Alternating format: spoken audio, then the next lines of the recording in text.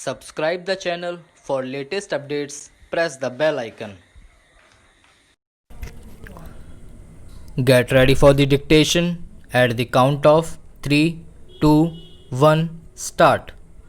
During the process of the ongoing economic reforms, the Public Sector Disinvestment Commission advised the Government of India that Balco, one of the government companies, needed to be privatized by transferring 40% of its shares immediately and to bring down its holding to 26% within a period of 2 years with the aim to fully disinvest its stake in favor of investors at the appropriate time. Later, the recommendation was revised such that 51% of the government's stake in Balcos would be transferred along with a transfer of management. The same was approved by the Cabinet Committee on Disinvestment. Consequently, advertisements were issued and a detailed process followed, resulting into the selection of Messrs. Sterling Company as the strategic partner to whom the 51% stake of the government would be transferred for Rs 551 crores.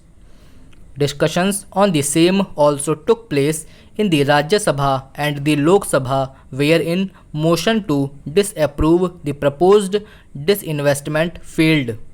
Thereupon, the said transfer of stake was challenged before the Supreme Court and other high courts.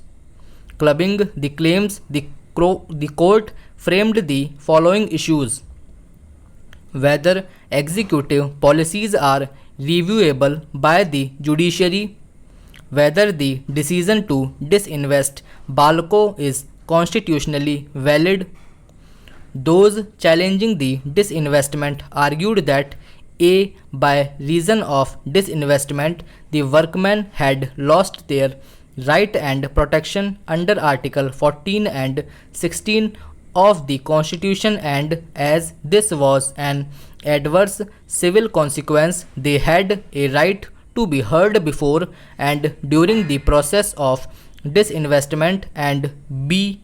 Normally, in cases of this nature, 5% of the shares were disinvested in favor of the employees, which was not so done in the present case. Thus, the disinvestment was unsustainable. To this, the counter argument was public sector companies were constantly sinking into an increasing difficulties, and it was in public interest to disinvest them, and the wisdom and advisability of economic policies of government are not amenable to judicial review. The apex court held that it could not look into the executive wisdom which enacts a policy, especially matters regarding economic management, and the legal challenges made to the disinvestment of Balco were not valid, and consequently the decision to disinvest Balco is constitutionally valid. The reason for the said decision the apex court gave as follows: non-government employees working in a company cannot claim a superior right than a government servant and impugn its change of status in terms of social security measures and protection of their employment and rights. In taking of a policy decision in economic matters at length, the principles of natural justice have no role to play, which would require a hearing of the workers prior to decision making. When the government chooses to run an industry by forming a company and it becomes its shareholder, then under the provisions of the Companies Act, as a shareholder, it would have a right to transfer its shares. In the course of delivering this judgment, the court came down heavily on frivolous public interest litigations PILs. In fact, this case has set the trend for in lamine dismissal of PILs if the petitioners are not able to establish that a substantial public interest is involved in the petitions.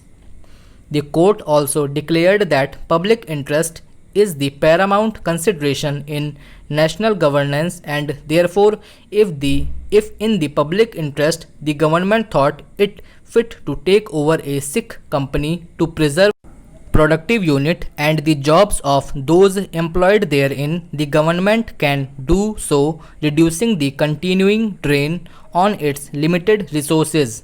This decision is in tune with the growing recognition of the efficiencies of market mechanism